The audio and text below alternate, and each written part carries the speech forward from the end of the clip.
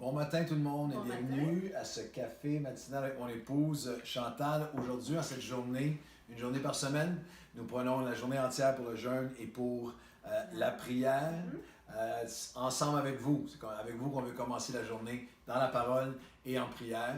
Et par la suite, nous avons un moment de prière avec des pasteurs de partout à travers le Québec. Par la suite, un moment de prière avec tout le staff Nouvelle Vie en Zoom, tout ça en Zoom.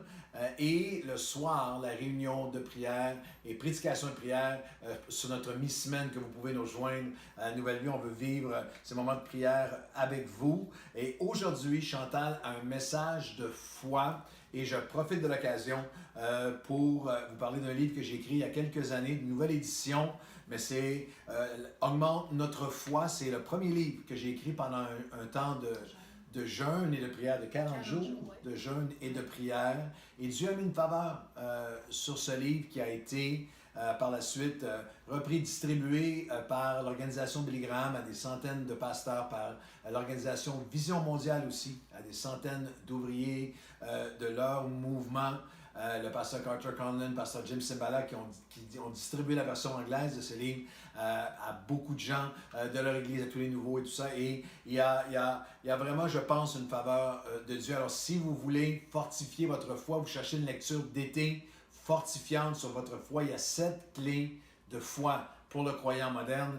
Et vous allez tout simplement sur ma page web, celle de Nouvelle Vie, vous allez sur Amazon avec Claude Hood, www.claude Hood Nouvelle Vie, vous allez trouver, la commander et l'avoir en quelques jours dans vos mains. Et je pense que ça va être une bénédiction. Alors Chantal, aujourd'hui, un message de foi sur Dieu qui a le meilleur pour nous. Oui, j'ai encore un beau verset aujourd'hui à vous partager et j'aime la parole de Dieu. Sa parole est vivante et quand on s'approprie la parole de Dieu pour nos vies, on n'a pas idée de ce que Dieu peut faire. Et la parole de Dieu peut changer le cours de nos vies et aussi notre destinée. La parole de Dieu, elle est puissante. Et on peut rêver, on peut penser, on peut demander, autant que je peux avoir de l'imagination, bâtir des châteaux en Espagne, comme on dit souvent. Il n'y a rien qui peut dépasser la pensée de Dieu. Dieu voit plus loin. Dieu voit plus grand que nous. On ne peut même pas imaginer tellement c'est au-delà. Et la parole de Dieu nous dit que dans Éphésiens 3:20, « Or à celui qui peut faire, par la puissance qui agit en nous, infiniment au-delà de tout ce que nous demandons ou pensons. » Je vais lire une autre fois, Chantal. Éphésiens 3:20. « Or à celui qui peut faire, par la puissance qui agit en nous, infiniment au-delà de tout ce que nous demandons et pensons. » C'est puissant. La parole de Dieu, elle est puissante. Je l'ai dit tantôt, mais je le redis encore. Puis je veux vous partager quelques exemples de la parole de Dieu. Quand Dieu a donné le rêve à Joseph, ton père et tes frères vont se prosterner devant toi. Pouvait-il imaginer qu'un jour, un jour qu'il serait celui qui dirigerait le pays dans un temps de famine et qui viendrait au secours de sa famille et d'un peuple entier infiniment au-delà de ce qu'on pouvait imaginer. Quand Mardoché a donné la pensée à Esther, « Voici, ce n'est pas pour un temps comme celui-ci que tu es parvenu jusqu'à la royauté. » Sa position, son influence auprès du roi a permis de renverser le décret qui annonçait le massacre de son peuple. Infiniment au-delà de ce qu'elle pouvait penser ou même imaginer à ce moment-là. Oui. Et plus près de nous, M. Fauché, André son prénom, un homme de notre Église, avait une entreprise qu'il a dû déclarer faillite après plusieurs années d'existence. Il a mis toute sa vie à bâtir cette entreprise et il croyait qu'à ce moment-là, c'était terminé pour lui, ça en était fini. Et le jour où il est allé porter les clés à la banque, avec le cœur serré, à la sortie de la banque, il a vu un homme assis tout près de la porte. Et c'était un itinérant. Un sans domicile fixe. Un sans domicile fixe. Et la pensée qui lui est venue tout de suite, immédiatement à l'esprit, c'est « ça peut être moi ça. Ça peut être moi je pourrais me retrouver là. » Et à partir de ce moment, André et son épouse Linda ont commencé à aller porter de la soupe le soir aux itinérants de Montréal. Soupe, repas, vêtements. Exactement. Et depuis maintenant, 2002, ils ont fondé un organisme avec plusieurs bénévoles qui s'appelle Un cœur pour les autres, qui donne à manger, des vêtements, plusieurs jours par semaine, beau temps, mauvais temps, moins 25, l'hiver, été comme hiver, ils sont là, ils vont servir ces gens. Ils vont servir les personnes les plus démunies de la société, infiniment au-delà de tout ce qu'on pouvait penser, imaginer. Et plus personnellement, quand le Seigneur Claude t'a donné cette pensée que tu m'as partagée et qu'on a rêvé ensemble, une église où les gens ont hâte de se retrouver. Une église où on prend soin de la veuve, de l'orphelin et de l'étranger. Un volet humanitaire qui permettra aux chrétiens de faire des œuvres de justice au sein même de leur église. Et une église où tu es fier d'amener des gens. C'était la vision de l'église C'était la vision avant qu'elle existe. Je me souviens, on parlait de ça, on rêvait de ça. On était loin de penser qu'il amènerait ce rêve là où nous sommes aujourd'hui. Infiniment au-delà. Et je sais que des gens qui, vous nous écoutez, vous avez des rêves aussi que Dieu vous a amenés bien au-delà. On pourrait en parler et se partager ces belles choses que Dieu fait. Et cette parole, elle s'applique aussi, encore, pour nous aujourd'hui. Alors qu'on est dans un moment, dans une crise pandémique mondiale, qui va causer pour plusieurs des pertes énormes, des rêves qui se brisent, des entreprises qui vont fermer, des emplois perdus, les pertes de vie humaine. Je veux vous rappeler aujourd'hui qu'il est celui qui fait les chemins qui n'existent pas. Il crée, il peut créer ce qui n'existe pas. Il fait des chemins où il n'y en a pas. La parole de Dieu dans Psaume 33, 9 nous dit ça. Et il est le beau chant que j'aime tant, le Waymaker. C'est celui qui fait il fait le chemin. Dieu voit plus grand que nous. Dieu pense plus grand que nous. Dieu voit plus loin que nous. Dieu a un plan pour nous. Dieu a plus que pour nous seuls, parce qu'il veut se servir de nous pour l'avancement de son royaume. Dieu veut se glorifier dans nos vies, dans votre vie. Et lorsque Dieu nous communique sa pensée, qu'on ne soit pas surpris parce qu'il fasse au-delà de ce que nous avons pensé. Martin Luther a dit, « Celui qui aime Dieu n'a pas besoin de tout savoir. Qu'est-ce que c'est la foi?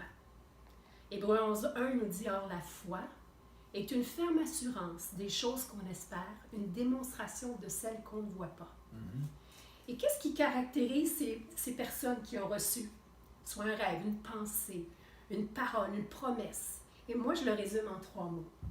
Premièrement, la foi et la confiance, je mets ça ensemble, et la persévérance. Abraham, c'est le père de la foi. Romains 14-18 nous dit qu'il appelle les choses qui ne sont pas comme si elles étaient. Oui. La foi en sa parole, la foi en ses promesses. La foi nous fait avancer, c'est par la foi qu'on obtient les promesses. La foi, c'est l'espoir qu'il y a mieux, qu'il y a plus, que ça n'arrête pas là. La foi, parce que tu sais en qui tu crois, mais aussi la confiance, parce qu'à d'autres moments dans ta vie, tu as vu Dieu agir. Tu as vu la volonté, tu as vu comment Dieu a été fidèle dans des moments qui étaient difficiles. Se rappeler de ce que Dieu a fait. La foi et la confiance, la persévérance. Hébreux 6.12. En sorte que vous ne vous relâchiez point, et que vous imitiez ceux qui par la foi et la persévérance héritent des promesses. La persévérance dans la poursuite, dans les épreuves, dans les tests, les motifs, dans l'humilité. On n'est pas exempt de travail et d'effort, mais il nous rend capables de réaliser ce qui contribue à notre épanouissement. Philippiens 2.13 nous dit « Il nous donne le vouloir et le faire. Ce n'est pas par mes propres forces seulement, mais par sa puissance. La puissance dans le grec à ce moment-là, c'est le dunamis. Dunamis, une puissance miraculeuse qui agit en nous avec efficacité. Et grec, efficacité, c'est avec énergie. Une puissance qui nous donne l'énergie pour accomplir. Et de Joseph à Esther, de M. Fauché à nous. Sans la foi, la persévérance et sa puissance qui agit en nous, rien de tout ça n'aurait pu prendre le place dans nos vies. Où en êtes-vous aujourd'hui? Avec un rêve, peut-être une promesse que vous avez reçue, un verset qui vous a vraiment interpellé, touché à un moment de votre vie. pour votre présent, pour votre futur. Et peut-être que même que c'est loin maintenant. C'est loin maintenant, déjà même trop longtemps. Sachez, les bénédictions ou la transformation prend place lorsque quelqu'un se saisit de la parole de Dieu et l'applique à sa vie. Dieu n'accomplit pas toutes les bonnes idées. Hein? On peut avoir des bonnes idées, mais ça ne veut pas dire que Dieu accomplit toutes les bonnes idées. Mais par contre, il honore toutes ses promesses. Ouais. Dieu est fidèle. Peut-être ce matin que votre rêve, que ton rêve a été brisé par des décisions des autres. Toutes sortes de choses peuvent arriver que ça a mis fin à un rêve que j'avais. Mais ton rêve s'est anéanti, mais Dieu n'en a pas fini avec toi. Il a encore des rêves. Il pense toujours à toi. Son amour pour toi est tellement grand. Peut-être que c'est de relâcher ce que tu pensais, ce qui était pour arriver. Tu avais fait des scénarios, puis c'est pas comme ça que c'est arrivé. Peut-être que ce que tu retiens des choses depuis tellement longtemps et que tu sais que c'est un obstacle pour aller de l'avant, pour vivre pleinement le rêve que Dieu a pour toi. Une relation malsaine, un refus de pardonner, l'amertume, une déception, une colère même peut-être contre Dieu, des dépendances, des mauvaises habitudes qui t'éloignent de Dieu. Peut-être es-tu rendu à croire ce mensonge que le rêve que tu as reçu n'est plus possible pour toi, que c'est l'histoire du passé. Tu crois même être disqualifié. Mais je veux vous rappeler ce matin ce que Dieu a écrit, un poème pour chacun d'entre nous. Éphésiens 2,18. En effet, c'est Dieu qui nous a formés, qui t'a formé. Il nous a créés, il t'a créé dans une union avec Jésus-Christ pour que nous menions une vie riche en actions bonnes, celles qu'il a préparées d'avance afin que nous les pratiquions. Et Jérémie 29:11, car moi, le Seigneur, je sais bien quel projet je forme pour vous. Et je vous l'affirme, ce ne sont pas des projets de malheur, mais des projets de bonheur. Je veux vous donner un avenir à espérer. Son amour est tellement grand. Tellement grand. L'apôtre Paul nous parle dans Éphésiens 3, verset 18, il nous parle de la longueur, de la largeur, de la profondeur, de la grandeur, de la hauteur de l'amour de Dieu pour chacun de nous. Il veut notre bien, il veut le meilleur pour toi, pour moi. Il veut se servir de toi, il veut se servir de chacun de nous, il veut le meilleur pour nous. Et en terminant ce matin, comme l'apôtre Paul, c'est ma prière pour chaque personne vous qui êtes là à écouter ce matin ce partage qui pourrait changer vos vies. Il n'y a rien qui soit trop grand pour Dieu. Rien qui lui soit impossible. Rien que dans ta vie, qui ne peut intervenir en ta faveur. Il peut le faire. Dieu veut intervenir en ta faveur et faire infiniment au-delà de tout ce que tu peux même penser ou imaginer. C'est par la foi et la persévérance que Joseph, Esther, André, Linda et nous ont obtenu les promesses. On a encore des choses sur lesquelles on s'attend à Dieu. On a encore tout ça, on a encore des rêves. On continue de rêver pour Dieu. Les promesses, que les rêves est devenu plus grand, plus qu'on pouvait même imaginer ou penser. Sa parole est toujours vivante, hier, aujourd'hui, éternellement, pour chacun de nous. Amen. Merci de m'avoir écouté. Merci. On va prier ensemble. Je pense que cette parole touche beaucoup, concerne beaucoup d'entre nous. Elle vous interpelle là où vous êtes. Alors, on va prier ensemble dans cette journée de prière. On veut prier pour vous. Seigneur, tu connais chaque personne. C'est ta grandeur, Seigneur, ton amour infini. Oui, chaque personne en ce moment qui a entendu ce message de foi, de confiance, de persévérance en toi. Tu connais leur vie, tu connais les rêves qui ont été perdus, qui ont été brisés, qui ont été presque volés par l'ennemi, ou les rêves, Seigneur, qui ont, comme Chantal l'a enseigné, qui ont été brisés et rompus. Des rêves, Seigneur, on pensait que c'est terminé maintenant, mais Dieu tu as toujours un plan, tu penses toujours à nous, tu as toujours un demain, tu as toujours, Seigneur, tu es celui qui a commencé une œuvre et tu vas l'accomplir. Alors, comme les disciples, nous prions, augmente notre foi. Oui, Jésus. Nous prions, Seigneur, viens maintenant nous fortifier et nous te prions là où nous nous trouvons.